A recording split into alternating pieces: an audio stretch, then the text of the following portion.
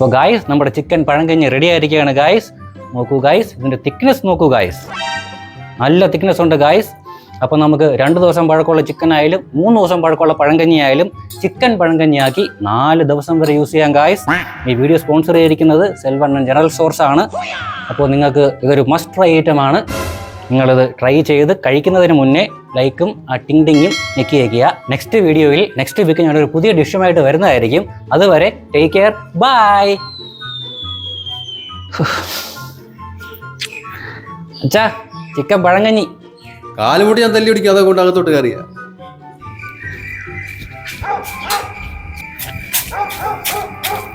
പ്ലിങ്കു അട്ടിക്കും വേണ്ട, വാഴയുടെ മൂട്ടിലൊഴിക്കാം. ആകെ ഈ വീട്ടിൽ ഉപയോഗമുള്ളത് വാഴയും പട്ടിയുണ്ട്. അതിനൊരു പറ്റിയുണ്ടല്ലോ.